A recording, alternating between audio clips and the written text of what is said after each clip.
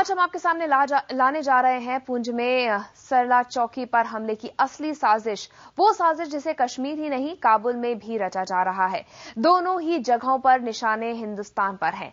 साजिश के सूत्रधार हैं नवाज शरीफ में सत्ता में भारत के खिलाफ नए सिरे से छिड़ी जंग छेड़ने वाली पाकिस्तानी फौज और खुफिया एजेंसी आईएसआई।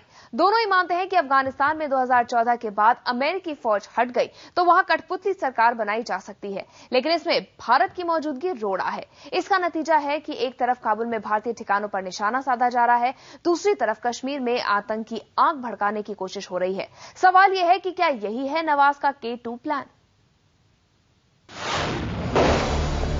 अलग अलग मुल्कों में हमलों की तस्वीर, लेकिन साजिश एक। पहली तस्वीर अफगानिस्तान के जलालाबाद में भारतीय वाणिज्यिक दूतावास पर आत्मघाती हमले की है। दूसरी पुंछ में भारतीय फौजियों पर पाकिस्तान की तरफ से हुए हमले की है। दोनों के पीछे है पाकिस्तान का हाथ, दोनों के पीछे है भारत के खिलाफ पाकिस्तान की नई साजिश, यानी काबुल से कश्मीर तक पाकिस्तान की दोहरी चाल, यानी काबुल पर कब्जा, कश्मीर में आतंक। भारत के खिलाफ पाकिस्तान की इस नई साजिश के दो मकसद हैं। पहला, अमेरिका के नेतृत्व में यूरोपीय देशों की अफगानिस्तान से अगले साल होने वाली विदाई के बाद भारत को अफगानिस्तान से बेदखल करना और अपने मनमाफिक अफगानिस्तान में कठपुतली सरकार बनवाना। और उसका दूसरा मकसद है कि अगले साल विधानसभा चुनावों में कश्मीर में अड़ंगे खड़ा करना, जिससे कि वो कश्मीर मुद्दे को अंतर्राष्ट्रीय मंचों पर दोबारा उठा सके। अफगानिस्तान से लेकर कश्मीर तक भारत को निशाना बनाने की पाकिस्तान की नापाक साजिश में एक बार फिर सबसे बड़ा हथियार है हाफिज सईद, लश्कर तैयबा का सरगना, भारत का मोस्ट वांटेड। हाल ही में एक भारतीय पत्रिका को दिए इंटरव्यू में सईद ने धमकी दी कि अफगानिस्तान से अमेरिकी फौज के हटने के बाद कश्मीर में सशस्त्र जिहाद शुरू किया जाएगा।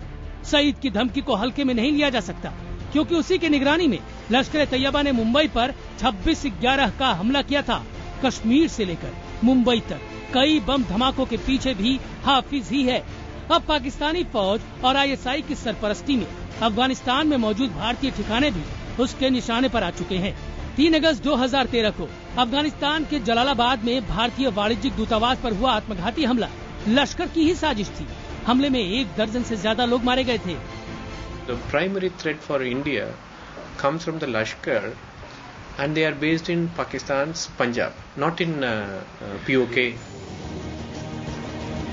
अफगानिस्तान में भारतीय विरोधी आतंकी गुट लश्कर की मौजूदगी पर अमेरिका ने भी मुहर लगा दी है।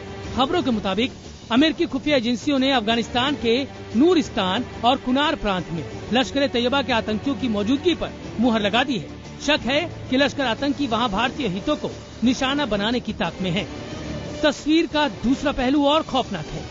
पाकिस्तान अफगानिस्तान से सटे खैबर पख्तूनवा प्रांत में भर्ती किए गए आतंकियों को कश्मीर घाटी में घुसपैठ करा रहा है। माना जा रहा है कि अफगानिस्तान से अमेरिकी फौजों के हटने के बाद तालिबान लड़ाकों को भी कश्मीर में घुसाने की साजिश तैयार है। यानी भारत को एक तरफ अफगानिस्तान में अपने हितों की रक्षा करनी है तो दूसरी तरफ कश्मीर को आतंक से बचाना है।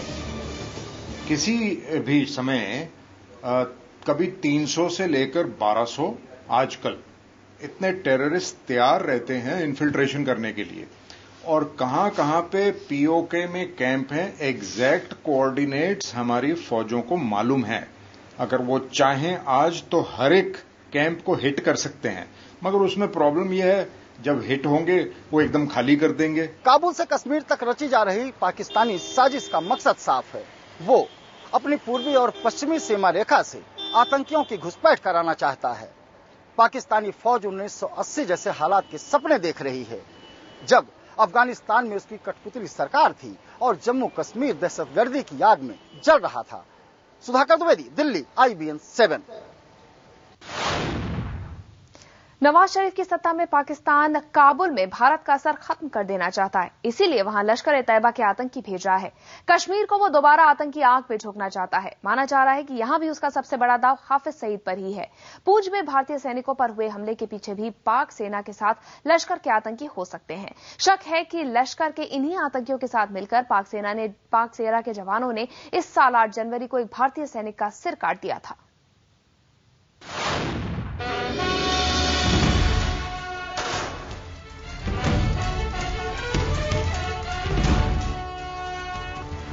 क्या पुंछ हमला पाकिस्तान के K2 प्लान का हिस्सा है?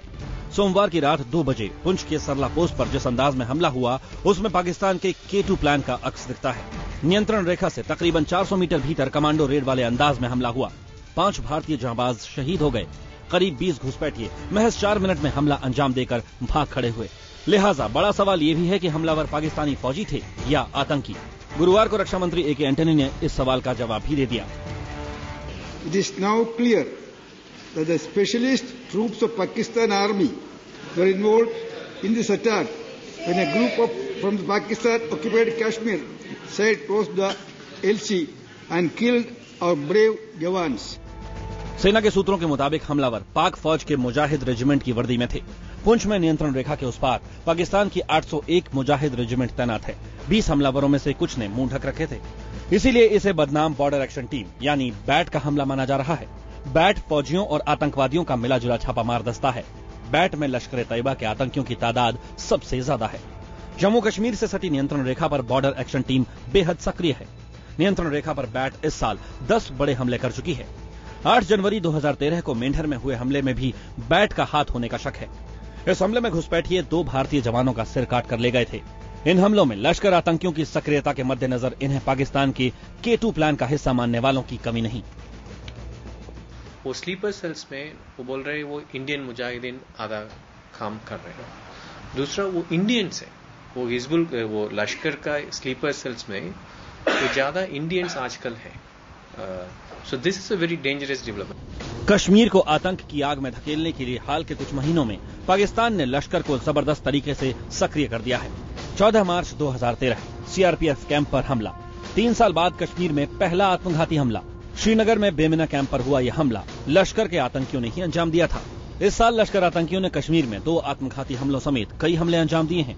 25 जून को प्रधानमंत्री की कश्मीर यात्रा से ठीक एक दिन पहले हुआ हमला भी लश्कर के आत्मघाती आतंकियों ने ही अंजाम दिया था।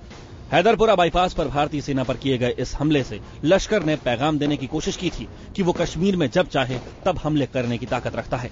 कश्मीर में आतंक की आग भड़काने के लिए ही नियंत्रण रेखा पर घुसपैठ की कोशिशें भी बढ़ गई हैं। यही वजह है कि भारतीय फौज के गश्ती दलों पर भी बार बार हमले हो रहे हैं। नियंत्रण रेखा पर पिछले महीने 3 बार पाकिस्तान की ओर से हमला हुआ। कम से कम आधा दर्जन बार नियंत्रण रेखा पर गोलीबारी हुई। पाकिस्तान ने 11 बार सीजफायर का उल्लंघन किया। इस दौरान घुसपैठ की 12 कोशिशें अंजाम दी गईं। पाकिस्तान इस मसले पर कितनी गंभीरता से अमल कर रहा है, इसका अंदाजा सिर्फ इस बात से लगाया जा सकता है कि नियंत्रण रेखा पर पिछले साल जुलाई महीने तक सिर्फ 13 आतंकवादी मारे गए थे, जबकि इस साल जुलाई महीने तक इनकी तादाद बढ़कर 23 हो गई है। साफ है, पाकिस्तान को मुंहतोड़ जवाब देने के लिए बेहद चौकसी और निगरानी की जरूरत है। स्मिता शर्मा के साथ सुधाकर द्विवेदी, दिल्ली, IBN 7।